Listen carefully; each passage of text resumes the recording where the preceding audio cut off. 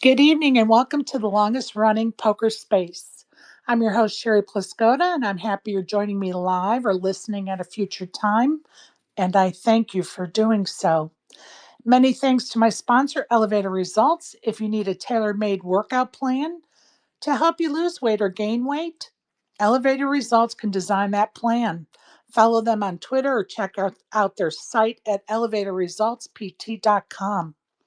A reminder you can find the recordings of my past spaces, including our daily WSOP coverage and all of our interviews on my YouTube channel at Sherry Pluskota 9212. Be reminded the kickoff show to the daily WSOP coverage will be on May 26th at 12 p.m. Eastern, which is 9 a.m. Vegas time. And that is the day before the WSOP actually begins on the 27th. Don't forget our meetup game is on June 21st at the Bellagio at 1 p.m. Come one, come all. This will be the fifth official Spaces meetup game. Be reminded that there's a bobblehead shark trophy up for grabs. You don't want to miss your chance at that. Many thanks to the donors we have thus far for our Splash the Pots, who are the Green Visor Gang, Ruben and We Pro, John Robertson, Sarah O'Connor, just to name a few. And we'll probably get a little more deep into what those items are in a couple of weeks. So we'll keep those as surprises for now. But if you'd like to donate any items to the Splash the Pot um, items list, just reach out to me and let me know. For the members of my poker fantasy team, I spoke with Software today, and he's going to try to get to Vegas next Thursday and Friday to deliver our buy-in, and he's going to let me know by Sunday. If that doesn't work out, then we're going to have to go to Plan B and find another runner for us. So I'm not worried. That's for sure. We all have friends in Vegas. So also, a reminder about the daily shows. Any players, please stop by and tell us how what you plan to play, if you're doing well at the cash tables, if you've heard any gossip, if you've been there when somebody went crazy and you want to tell us about it. We're here to listen. Stop by a space anytime and let us know. And that goes for operators as well. If you're blowing the socks off, guaranteed, come in and let us know. If you are running short on a guarantee, come in and let us know about that overlay. We'll get the word out. Nothing better than an overlay. Also, any changes to schedules, whatever you need to get out to the folks, operators are more than welcome to drop by my space and let us help you get that word out. Now that I got all those announcements done, let me get on to my guest. I'm so excited that Mel has joined us and is joining us this evening. She is originally from Whitefish, Montana, but is currently in the process of moving to Las Vegas. Mel is listed on Hendon Mob with a total live earnings of over 300,000, with her best live earning of over 62,000 for her sixth place finish in the 2024 WPT Mystery Bounty, which was a $1,600 buy-in event. My guest did me great honors by winning her first circuit ring between the time I booked her to come on for the interview and the time she's coming to interview. So she just won her first circuit ring a couple of weeks ago. So we're going to talk about that shortly. I'm so excited for her because she's been working hard at her craft. So please welcome Mel Pittard to our space this evening. How you doing, Mel? Hi, Sherry. I'm doing great. How are you? I'm doing well, thanks. And Mel was one of the guests that's, this sometimes happens on Friday because there's lots of day twos and day ones on Fridays. She wasn't sure she was going to be with us tonight. And I told her, we'll just roll with it. If you're on, still at the table, no problem. I'll just switch gears and we'll, just shoot the crap this evening and we'll reschedule your interview for a later time. And Unfortunately, Mel's back in Vegas and not in that day two. And tell us what you were playing, Mel. Well, so I was in LA, my first time to Commerce actually. I was playing the TOC and I came back to Vegas last night. I busted really early, unfortunately, Oh, but I'm but sorry. that's okay. Yeah, so I came back to Vegas last night. Well, tell me how many ended up entering the TOC. I think it was right around 500. Maybe, And do you know how many were eligible? I think it was quite a few, like over I, 1100, wasn't it? yeah, I think it was between 11 and 1200. So that's kind of nice that it was only 500 for those of you that could get Oh there. yeah, for sure. And it was a good a good free roll. I think they paid 20% of the field too. So is what I Nice. was that's what I was hearing they were going to do. So So so yeah. anybody at your table that you were happy to see or not so happy to see? My table was weird. I didn't recognize anybody at my table. I saw people in Oh, that line. I saw a bunch of people in line that I knew. Like I saw Angela, Cindy Spear was there. There were a bunch of guys I knew that were in line. Nobody at my table though. So my table was very weird. It was a weird table. Well, I love when nobody knows me. You Exactly. know, many years ago, I picked up Maureen at the Atlanta airport, and we were going to go to Biloxi together. She flew in from Switzerland. I think she came in for Switzerland, or she may have been here for a while and then just flew to Atlanta so we could drive to Biloxi. It's been so long ago, I don't remember. But anyway, and I think it was 2018 or 19, and so on the way to Biloxi on the drive, we were talking about patches, and she said, I noticed you don't like to really wear them. Like, don't you like them? And I said, honestly, I don't want people to know who I am. I'm so much better off if people think I'm just some old lady playing poker with them, right? Oh, Versus, exactly. Especially as a female, it is so much better if you don't have a patch on. It is just so yes, much better, in my opinion, anyway. So Faraz is trying to get me to wear a patch sometimes, and I'm like, I'll wear it if I make the final table. right. you know? Right, right, Exactly. right, right. Or I'll slap it on if somebody's coming around to take Right, pictures right. or something like that. But I'm like, I don't want people to know who I want them to. I want those preconceived notions about an older female playing poker to be in their heads as my opponent. That's exactly what I want. Oh yeah, especially if you're somewhere where they don't know you. Like if I play Yes. around Vegas, I know a bunch of people now, but like if I go somewhere and they don't know me at all, it's just so much better not to wear anything, for sure. Yeah, for sure. And unfortunately, these days that doesn't happen very often for me anymore. But it used to be like that. But that's okay. It is what it is. Now, tell us how you got started in poker. I got started kind of during COVID. Like everybody else, I guess I was home a lot. And I really just started watching like just some videos and stuff online I love that. and just watching people play online. And I started playing a little bit. And then we were in Vegas after I guess I first started playing tournaments like the fall of 2021. We were in Vegas for a Raiders game. And, I didn't realize a $1,500 buy-in was high for somebody that doesn't know what they're doing and hasn't really played poker. So I went and played the Right, closer at the World Series. I'm like, all right, well, I'll just play this. We're in town, whatever. So I think the closer was like Saturday, and we had the Raiders game the next day. You know, right. so I ended up bagging it. And I told my husband, This chick has no clue what she's stepping into here. I'm I gonna love miss this this so much. game. Yeah, I'm like, so I actually ended up missing the game. It was so funny because I had Oh, a day too. It was hilarious. But yeah, so that was my first tournament, and then I was hooked.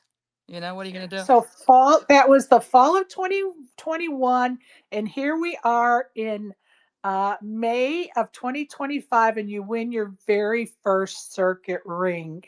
That's amazing. Yeah, very cool. That was a fun one for sure. That was a fun one. Well, tell us, okay, so you are in where was the circuit event? I'm going to let you tell us. So the circuit was in Tunica. It was in Tunica. Tunica. Yeah. And how many entries? Oh, I guess I should know this. I don't remember. It's You okay can if you look on don't. my end. I don't No, know. no, It no, was no. either like Don't bother you. 200 or Don't. 400. I don't remember honestly. That's okay. Don't sweat it. Yeah. And So at were there any points in time that you were like short stacked or you were crippled? Not in that tournament, no. Okay. So you were kind of running in God's shining light, or was it just an even keel? You were just holding your own, moving along through the crowd, It was an even keel, and then I had a pretty big stack. I guess I had a pretty big stack at dinner break. I want to say I had 5 or 600K. Um, so kind of had a big stack there. But then after the dinner break, I did not really have the biggest stack. I was just kind of even, just kind of moving along, right? moving along. I did have the biggest stack going into the final table by a little bit. But Nice. yeah, yeah.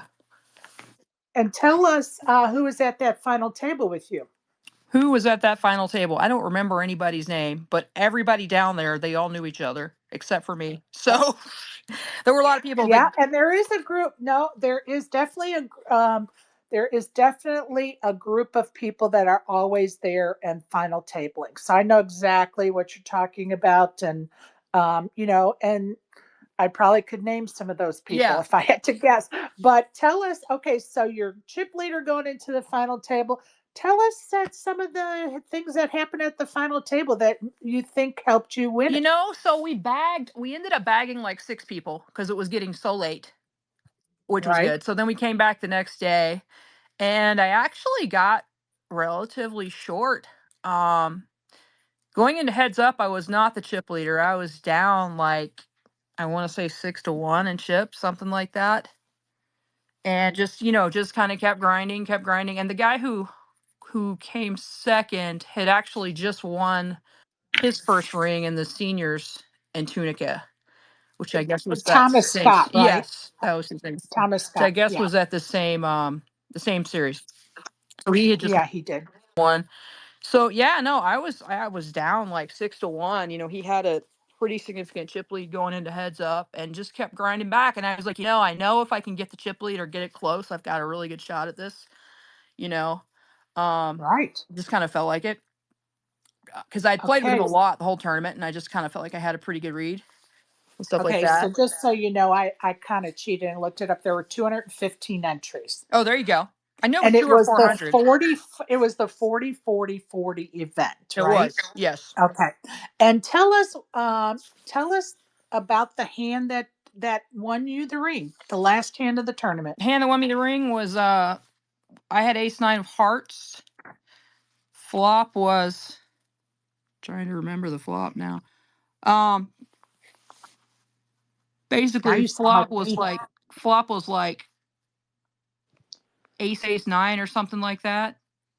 Oh, nice. Something crazy, Just flopping the nuts. Yeah, yeah. And then or no, flop was Okay, ace 6. I'm sorry. that's Ace okay. 6. Anyway, um and then the turn is a 6 and Oh, wow. he ended up having a 6. So I got really lucky on that. Oh, So of wow. course The it all goes perfect in. storm. But yeah, so it all goes in. I don't think he realized I had more chips at that time because he kind of asked the dealer, he's like, "Well, how much do I owe?" And the dealer's like, the tournament's over." And he was like, "Oh." So so anyway, Oopsie. but we were pretty close in chips, but I had more chips than him, so it kind of all went in. Well, congratulations. How exciting. Yeah, thank you. It was exciting. We were heads up for probably like 3 hours or so. It was a long time. That is a long time since you were had a deficit of 6-1. Yeah, it was a long time. Wow. 3 hours. Wow. That is a long time for heads up. Good for you, Mel. You just grinded it out, didn't It you? was a grind. It was really a grind. It was, just a lot of patience and it was really a grind for sure. Wow. Well, some of you may remember at Christmas time, I was bragging all over Twitter how I took a horse on poker stake who won me like $650. Well, I'm happy to say that $16 investment on Mel is my great horse for my Christmas to be a little more merry and bright. So I thank you again for that win, Mel. Oh, you're welcome. Thank you for your support. That was awesome for sure. You bet. And anybody else that wants to stake you, tell us how to do it, Mel. Tell them what to do. What do you do? So you go to pokerstake.com. And I sometimes have a link on Twitter to some of my listings and stuff. There's actually some stuff up now for the World Series of Poker and also for the win. You go to pokerstake.com and it's really easy. You can you just deposit on the site and you click how much action you want to buy, and there's a ton of people. You know, Daniel Negreanu, I think, just probably sold out. He had all his stuff listed a day or two ago. But and Well, there's a ton of people. I mean, like huge names, like Josh Ariel sell on there. Just a lot of Poker Go people will sell on there, and then there's also like a lot of people not as well known on there. So it's you have a lot of choices for people you want to back, and you just you go on. You can use a credit card. I think you can use a credit card or yeah, a debit card yeah, to deposit, and then right. you get when you stake somebody that wins, your money just goes back on the site. I've always heard it's pretty easy for people to get off. Is it easy to get off for you guys? It is easy to get off. And I'm going to tell you something. Um, Mel mentions all these big names, but I'm going to tell you, I've made most of my money on that site from people that are not the big names. Jonathan Little literally has won me 40 cents 2 or 3 times. Okay. 40 cents, people. Jonathan Little. Mel, $650. So, choose wisely. Um, D Nags, I had him last summer. I think, I think we got, I don't remember. I think it was a negative. I can't remember what it was, but I didn't even make my money back for the staking. So don't get caught up in the names. Like kind of do research. If there's some people that you don't know on there, hit me up and say, "Hey, do you know this person? Are they worth staking? What do you know? Are they worth the risk of $15, $12? Some of them are $7 investments." Um, but don't get hooked up on those big names. Literally, I think I won 10 cents or a nickel on somebody with a big name one time. And so in Victoria, I think I won 300 or $400 with her. I've won Alan Kessler. He is just a grinding poker player. So if you can't make money with Alan always making it into the money, then you need to reevaluate. And I think I started with $100 or $200 on the site. Like, I'm not trying to promote this site, but I'm just telling you, I did it because I just was curious and wanted to see how it worked. And you guys that know me know I do stuff like that because if I'm going to talk about it on my little space here, then I want to know about it through firsthand experience. And that's kind of where I started. And yeah, and I did buy a piece of D-Negs this summer. I just think he can't run that bad 2 summers in a row. I mean, he won a bracelet last year. We still didn't make any money, but it's okay. Um, it is okay. So again, just look at pokerstake.com if you want to, stake Mel or anybody else. Just go, follow Mel so you can follow when she puts something up. And she's definitely a great horse, and she's playing a lot these days. And I mentioned you moved to Vegas. How's that going? Well, I moved a year ago, so that's been going great. That's been awesome. I moved last summer at the beginning of the World Series. But you actually sold your house in Montana recently. Yeah, it did finally Yeah, sell. Oh my God, it took yeah. forever. So yeah, so we just closed on that. So that was really exciting. Um, Hell yes. yeah. So Hell yes. Have that done and over with for sure. absolutely. So tell me, what do you do to improve your game? Like, what have you done? You mentioned Faraz.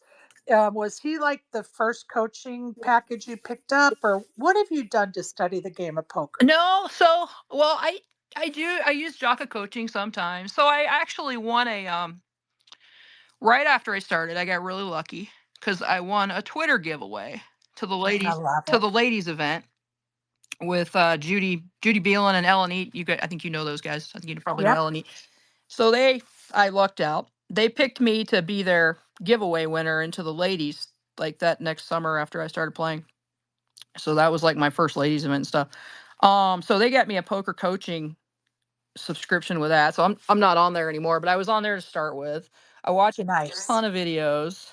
Um, had a coach I was meeting with for a while. He's great. And we still meet occasionally a little bit. But mostly I'm not like a I mean, I want to understand the GTO, but I'm definitely not a slave to the sim. I'm not somebody that's going to go home and run all my hands. You know what I mean? I was doing that for a Me while. neither, girl. Me neither. Yeah, I was doing that for a while, but I don't do that all the time. That said, I do try to play pretty close to it though, you know. Right. But yeah, I was doing that for a while and it just was burning me out. So now I'll run one if I have a question or something about it. But I Yeah, watch a lot of poker go footage. I think that helps a lot, because those are the best players in the world, and just to watch them play is really, really super helpful. I totally agree. I Yeah. have watched everything on Poker Go. Like I was one of their first subscribers, and I literally would just watch video after video after video. There is so much you can pick up, but even though they're old videos, there's so much you can pick up.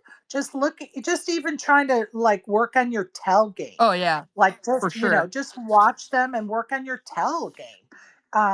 There's so much to learn from watching those videos. I love that. Yeah, no, those are great. And then I have a great group of people I can bounce hands off of. I think that's probably the most important thing. Just have that kind of core group of friends. I mean, and I've been kind of fortunate to meet some really good Yep, players and just bounce ideas off of those people and stuff like that. So that's kind of what I do. I'm definitely not a robot. Um, I hear you. so yeah, Now, so your nickname is Frogger. I Why? have no. Well, that's my online name. So, do you remember that video game in the '80s, that arcade game where the Yes, frog is like trying to cross the road without getting squished? So yes. I feel like these online tournaments are kind of like that. You're just trying to make it to the other side of the street sometimes, right? With still staying alive in the thing. So, so that was my online name.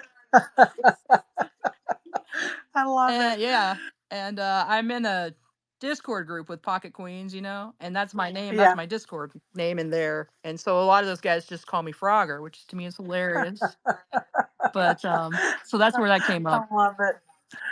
You mentioned online. Do you play a lot online? I don't really play online that much anymore. I play some on WSOP Nevada. Right. I've been playing a little bit on the WPT site since it came out. But I haven't played on AC. I don't really play on ACR. I haven't played on that in like gosh, probably years. Okay. I'm not knocking them.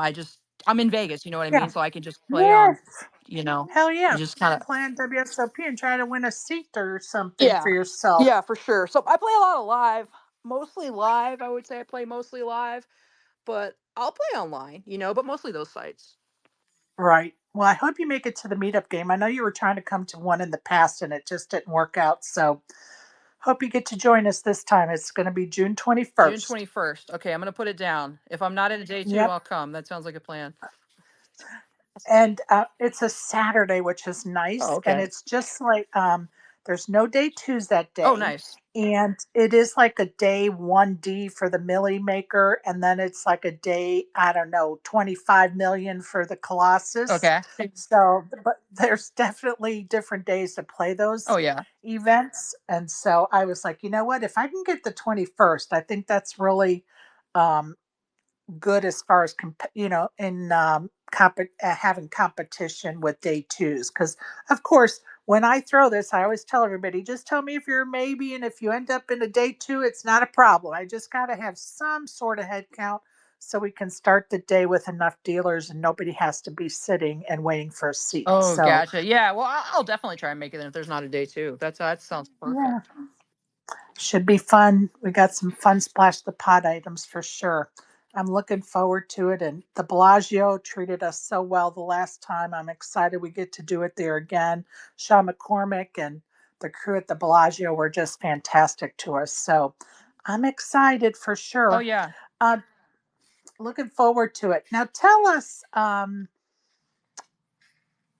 are there any players that you can't wait to see across the felt from you? Like, do you fangirl anybody or just look forward to, like, I really hope one day I get to play with them? You know, not really. I mean, that sounds weird. I guess I've met a bunch of like the bigger name players and stuff just because you're in Right. Vegas. I mean, if you go to a charity event in Vegas, I'll go to a Yeah. CSOP event, which Matt Stout runs that. CSOP event. Yeah, And I mean, I've done you'll photos for see him. people there, that are pretty big Mhm. names, and they're all super friendly and stuff like that.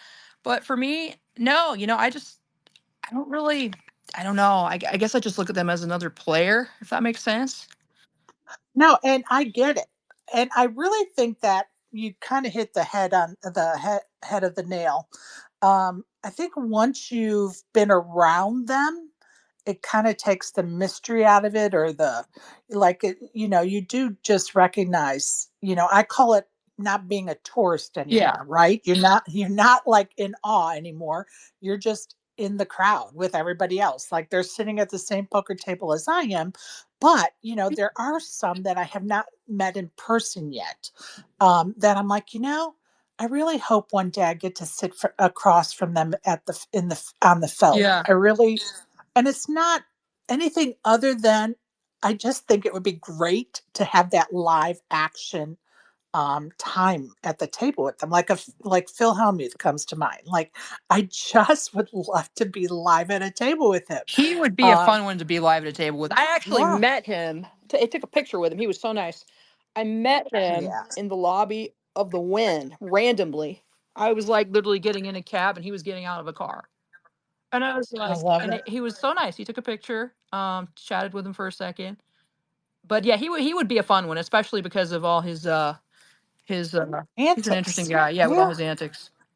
yeah. And same thing with the magician, Oh yeah. Antonio. I would love to play with Anyone him. I, Ren Lin is hilarious to play with. I played with him in December and he's hilarious. Another one, He's great. right? How hilarious. So I think for me, it's just like not so much fangirling as I just think it would be fun to be at their table. Like I love the shit talking, I love the dramatics, Yeah. and I just think it would be fun to be live with Oh, them. for So sure. anyway, Yeah, it's definitely a lot more fun than playing with a bunch of guys with hoodies and headphones and all that. So, right. absolutely. No doubt. Yeah, exactly. Have you played any poker outside of the United I States? have not. No, that's on my bucket list actually. I have not done that yet. Any countries that are at the top of the list?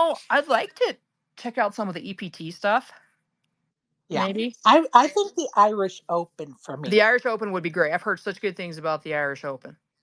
Yeah, Definitely. I think that's probably at the top of my list would probably be the Irish Open and then maybe Kings.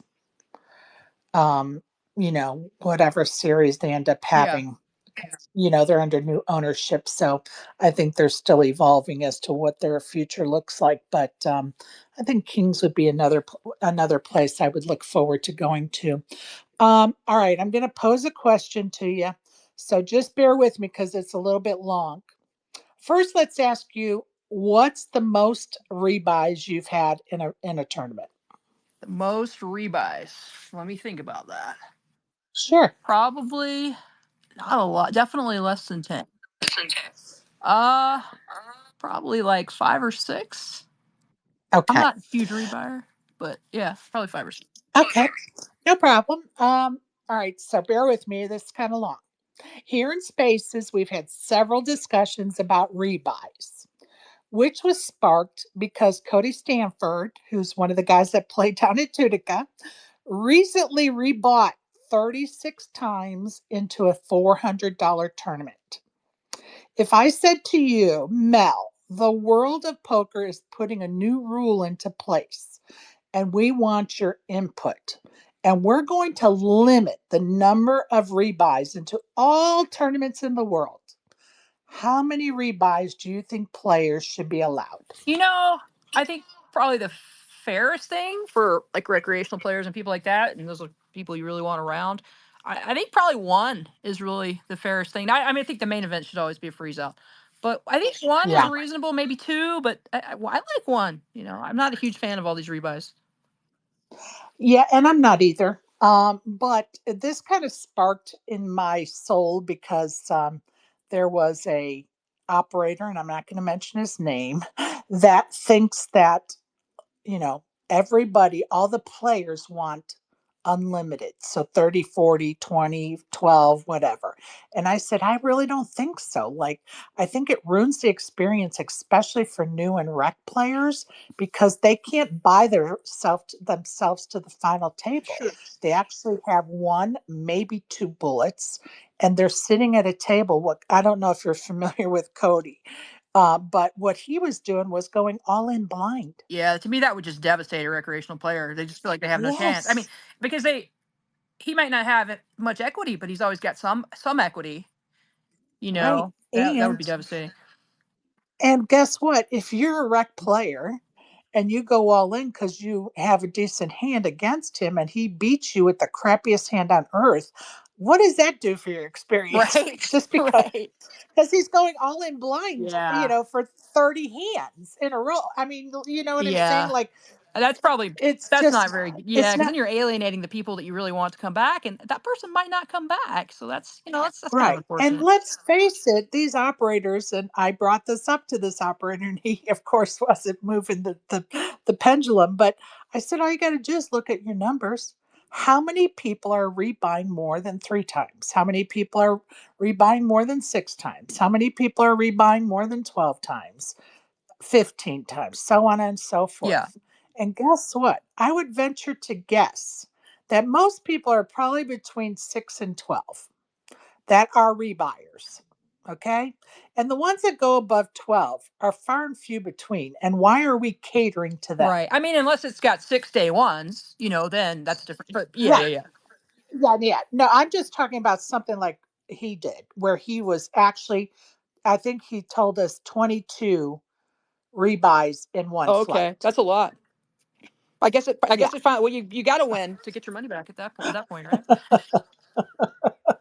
you know, and he was such a great sport talking. I interviewed him afterward, a couple weeks afterward, and he was such a great sport about it. And he said, as long as they let me do it, I'll do it. But honestly, I think he told us when he was the first one I posed this question to, and I think his answer was two or three.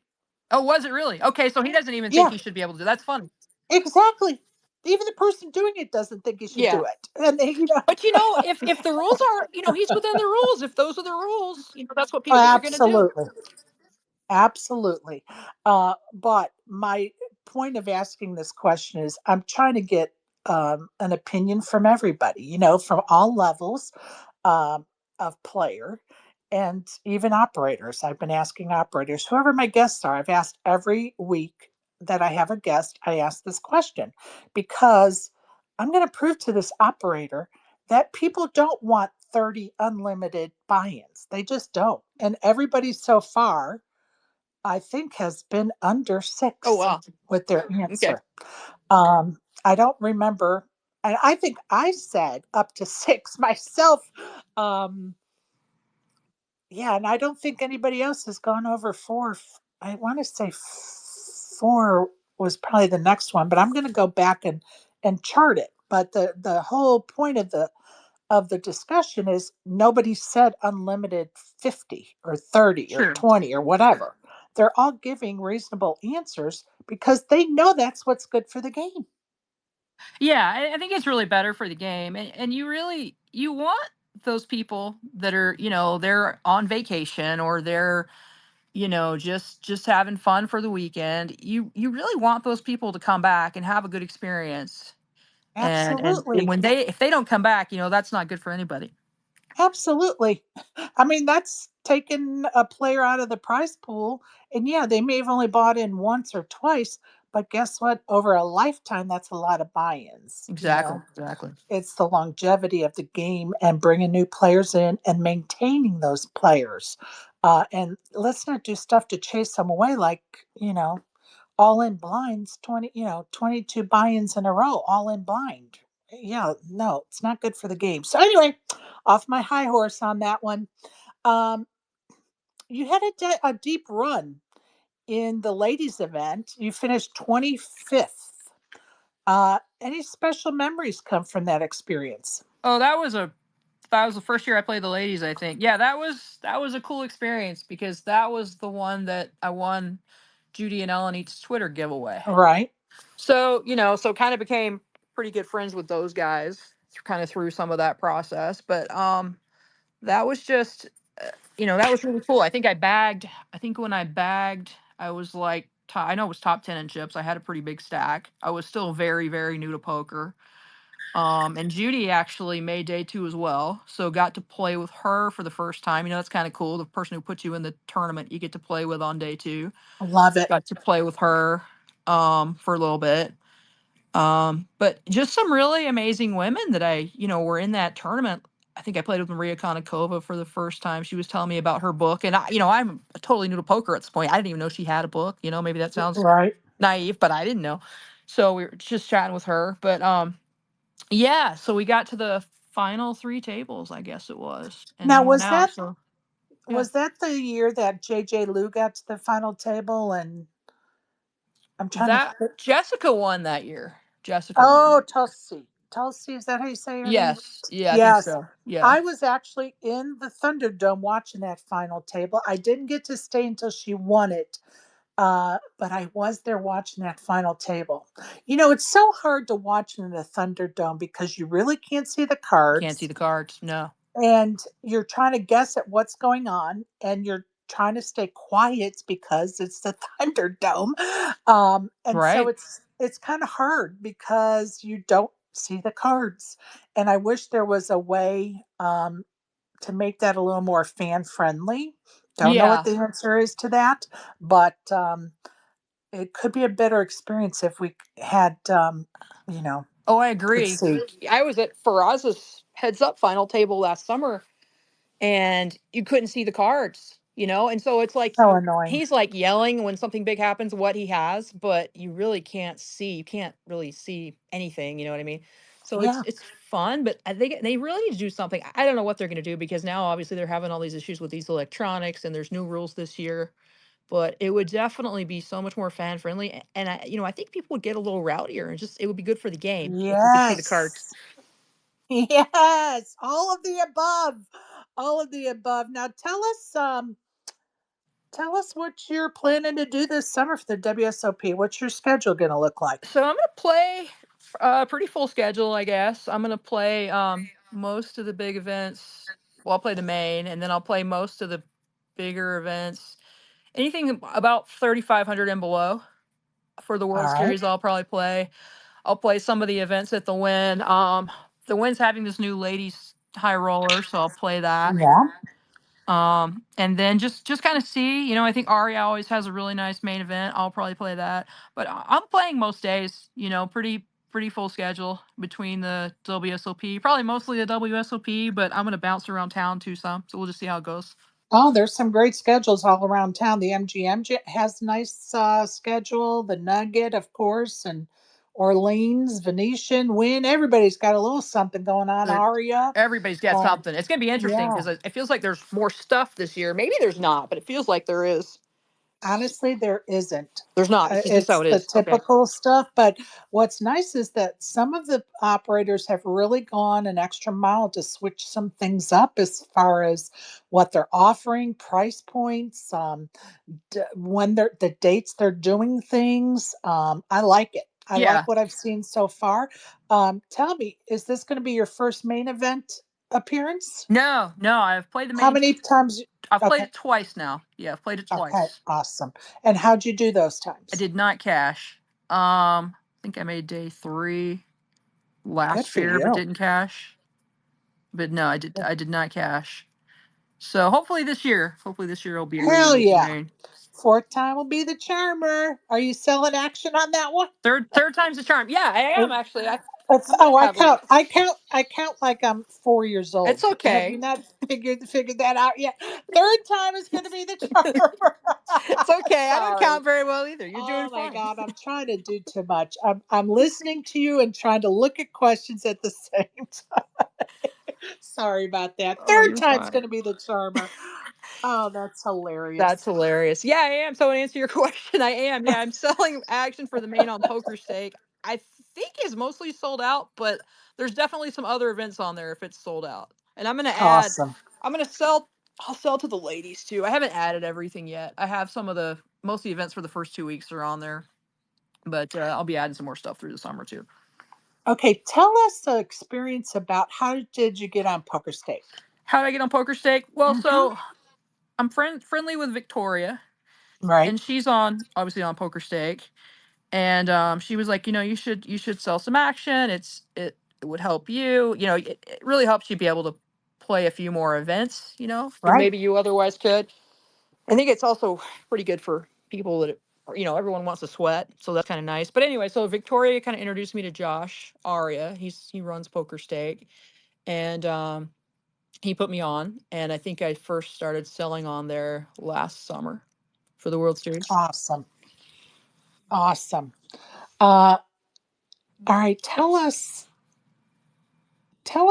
what the difference is now in your life as far as basing out of Vegas. Oh, it's so much easier because I was here so much before anyway. Oh, got it. You know, so now Got it's it. just like my family's here. I don't have to worry about that. I can actually come home at night and stuff like that. You know, um, it's been great. It's awesome. Vegas is great. And how did you decide to become a pro now? Like when did that happen? How long ago and like what thought processes went into that for yourself? I'm kind of still sort of transitioning into that, but I'm kind of most of the way there. I'm getting there. But I really enjoyed the game, and it was just, it's a lot of fun, right? And so I wasn't Yeah. sure if it was a possibility, but I think it might be, particularly if, you incorporate some cash games into the tournaments and stuff like that. So, I mean, we'll see what happens, You never know. What kind of cash games do you like to play? What do you like to play? I'll literally play whatever I'll play at the Bellagio sometimes. I'll play at Aria. I'll play the 1-2. I'll play PLO with Aria. I honestly, I'll play whatever I have in my pocket. That sounds crazy. People think I'm crazy. I tell my friends that, and they're like, "Well, that's just insane." But like, if I have $500 in my pocket, I'll go play 1-3. If I have Right. 5 grand in my pocket, I'll go play 5-10. Um, I'll just play whatever. Or if I have friends in town and they just want to have a few drinks and go play 1-3, I'll go play 1-3 with them. You know what I mean? Mostly like I would say probably mostly like 5-10 or 2-5 or something like that, or I'll play Nice. PLO. But I've been playing more tournaments lately, mostly tournaments lately. So do you see yourself focusing more on tournaments but using cash just to supplement the bankroll? Yeah, I think so. Just for swings and stuff like that, it's Mm-hmm. definitely helpful. So I think for me, especially this summer, I'm just going to focus on tournaments. But Right. yeah, and cash is nice because you can go. I like to play at night, so I'll go play like from 8 to 2 or 8 to 12 or whatever. Right. Um, so yeah, I'll generally just do that. Dude, I used to when I used to I used to cash grind and tournament grind, and 2 years ago I decided that I was just going to focus on tournaments that following year. Yeah, And I'm going to tell you something. It was a great decision because I went from getting like 2 hours of sleep a night because I would grind cash, then go play a tournament, then grind cash, and then go sleep for like two, three yeah, hours, get up and repeat. And I loved it. Like I was having the best of times, but it's it exhausting. is exhausting. And Yeah, it's exhausting. And I was like, you know what? There was a pinnacle moment when I was in Washington State playing a cash game. And I had never done this before. And I've told this story before, so my listeners know. But um, I walked away from the cash game saying to myself, you just played that cash game like it was a tournament. And I'd never done that before. I had always been able to play, have a separate mindset for the two right, very, right. two things, tournaments versus cash. And that cash game I had literally played like a tournament. And so that was like in November of that year. And I told myself, you know what? Next year I'm going to just focus on tournaments. I think this is like a sign that I need to focus on my tournament play. And that's what I did. And last year I think I played cash 2 or 3 times last year. Like, and it was mostly meetup game kind of things. So it was like special occasions, and I was like, okay, I'm gonna just play it. And had so much fun playing cash. It's a lot of fun. Cash is a lot of fun. I'll probably the thing with tournaments this summer though, you want like you said, you want to make sure you get enough rest. So I probably not am not Yeah. going to play that much cash this summer, but cash is a lot of fun for sure. I mean, it's always I fun to play love playing cash. Yeah, cash. And the Cowboys coming to town, and there's nothing more fun than playing cash with some Cowboys that just have money to burn. exactly. Or the Packers fans. The Packers fans are good to play with too. Okay, I'm going to tell everybody if you want to come up and ask Melanie some questions or give some comments, please request the mic button in the bottom left corner and we'll get you up here so you can chat with us. Mel, tell us just as fast as I was going to ask the question, I forgot it. Yes, it is the bewitching hour. I'm not doing well transitioning to the West Coast time frame whatsoever. Uh-oh. Okay. Yeah, it's not been good. Okay, I like to do something called rapid fire. Are you familiar? No, but let's do it. All right, I'm going to give you two choices and you have to pick one, but I have no problem with you passing. Okay. So, dogs or cats? Oh, I have both. I have both, but I'm gonna say dogs because he's just my buddy. Going All with right. dogs. Mountains or beach? Beach. Dark chocolate or milk chocolate? Milk chocolate. Do the dishes or do the cooking? I burn water, so do the dishes. Hallmark movie or scary movie? Scary movie. Pizza or burger? Pizza. Texting or phone call? I do both. I like a phone call, but I probably text more. But I prefer phone call. Phone calls are nice. I prefer the phone call too. Sweet or salty? Salty. Team chop or team no chop? I'm generally on team no chop. I get some anger at some of these win final tables for that, but I'm generally team no chop. What I tell people is there are special occasions where a chop is appropriate. Like if you're at a home game Oh, and it's just absolutely. a friendly home game, you want to chop. Why? Because that keeps people coming back and everybody's Exactly. happy going home with a little, $10 or $20 profit, $100 profit, right? So I think it also just depends. So that's kind of where I'm at with that. Yeah. I'm going to welcome a friend of the show, Matt. Do you have some questions or comments? Go ahead. Hello, Sherry, and everybody else here. Hope you're keeping well. Hello, Melanie. Lovely to talk to you from across the pond. Hope you're keeping well over there. Hi, Matt. And huge congratulations on your big circuit win as well. I had a little look on there, and wow, that hand you made with those aces, I saw that. That was unbelievable. Thank you. That was high tension. Um, I hear you're. Are you? Is it true you're going to be taking part in the WSOP tournaments later on in the summer? And what are you looking forward to the most? Yes, for sure. I'm gonna play a pretty full schedule for the WSOP. So yeah, I'll be taking part in, like I said, mostly anything under about 3K and below. Probably looking forward most. I really like the monster stack, but probably looking forward most to the main event. I think it's just a special tournament just because of, it brings people from everywhere. And so probably say the main. That sounds really good. 'Cause I like watching the main events a lot. And over here, we used to watch a lot of poker on television. Mainly, it was at the time it were BT Sport, ESPN. They showed a lot of WSOP, but due to apparently broadcasting rights, they decided to not broadcast it, which is upset. So I mainly watch it on YouTube and whatnot now. So I think the TV industry's kind of changed in terms of showing poker coverage. Do you think that maybe more broadcasting channels should get involved? Do you Well, think? I think it would be great for the game if they did. I mean, Poker Go's fantastic, but the reality is not everybody's going to pay for a Poker Go subscription, and especially recreational players and people new to the game. So I think part of when Chris Moneymaker won and why it got so popular. Number one, because here's a regular guy who wins the main event, but number two, everybody saw that happen. And I think it would be great, like if it were back on ESPN or whatever channel, but just a channel that everybody has. If anybody has channels anymore. I know there's so much internet TV and stuff like that, but yeah, I think it would be great for the game. Couldn't agree more really with that one. Would you like to play, say, in the UK where I'm from, maybe? And what kind of tournament would you play in? Absolutely. I haven't played outside of the U.S. yet, but I've always heard the Irish Open is fabulous. So I'd love to go there and check that out.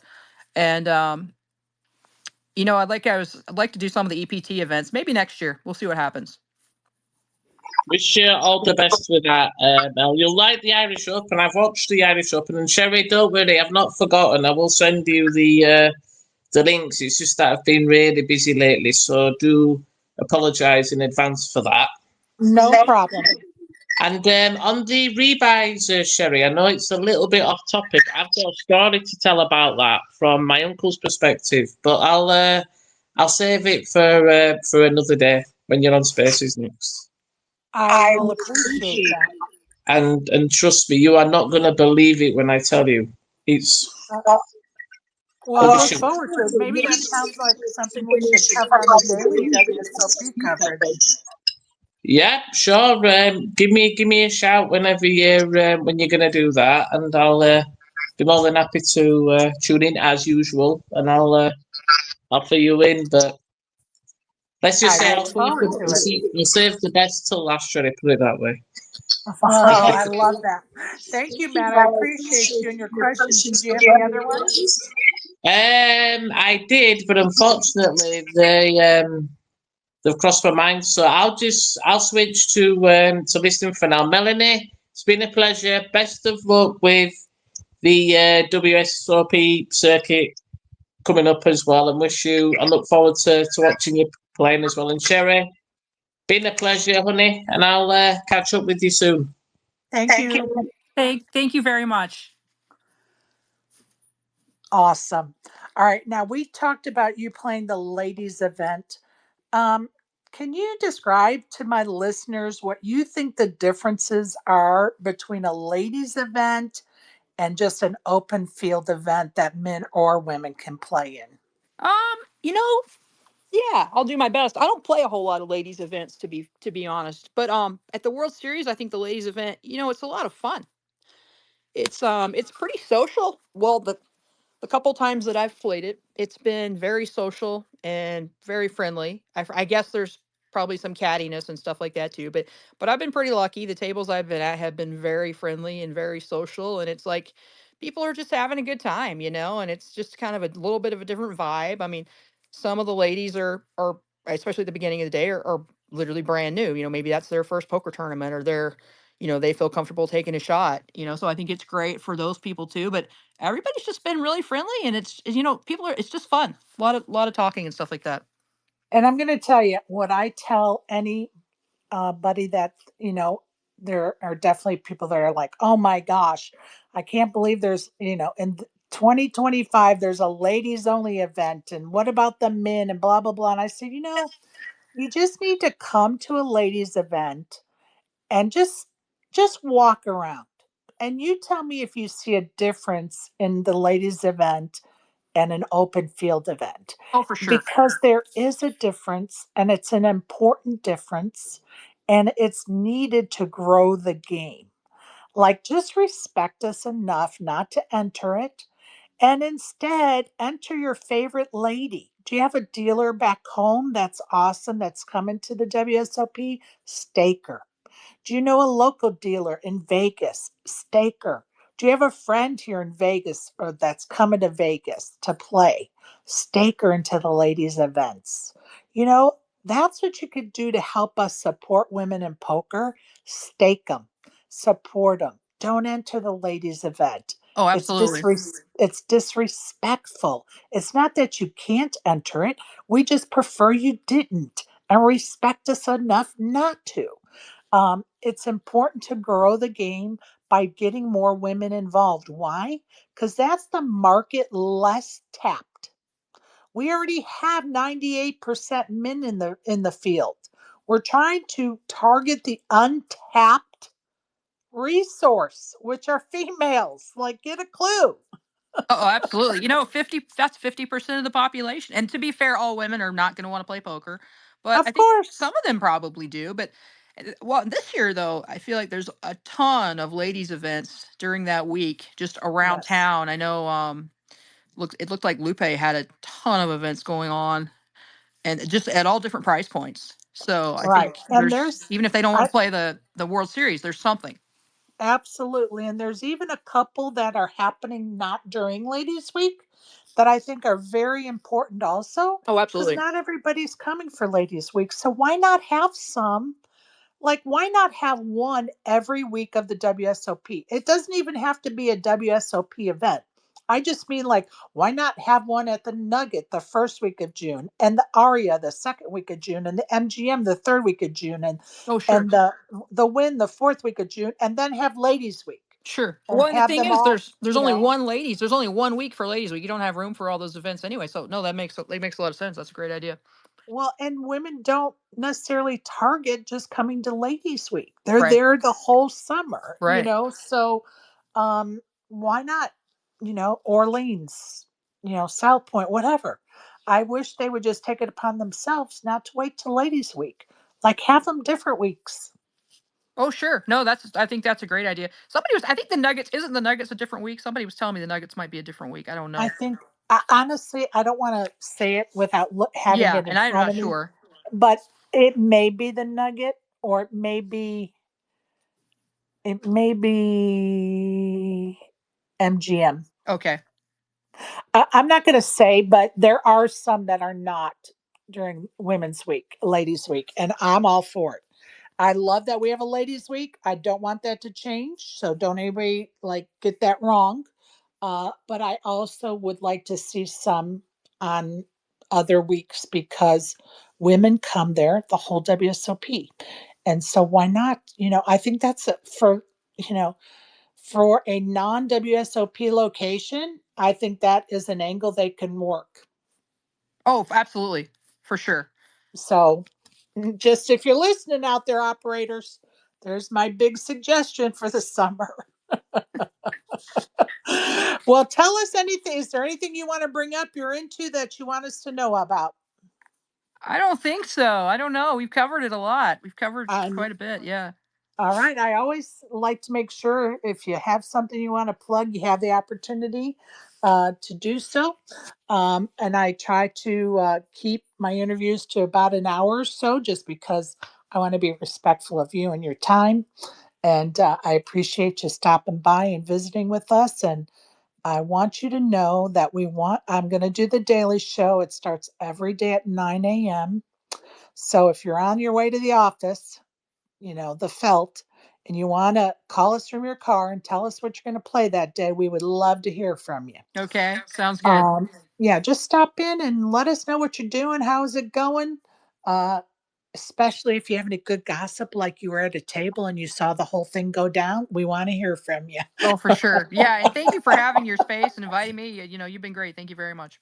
Well, I appreciate you, and good luck. And I know you and I will chat and see each other this summer for sure. So thanks, Mel. Thanks to my listeners. If you're not on the felt, get out and touch the grass, people. Absolutely. Not only Thank you, grass in Mel. Vegas. Go find some grass. Appreciate you, Mel.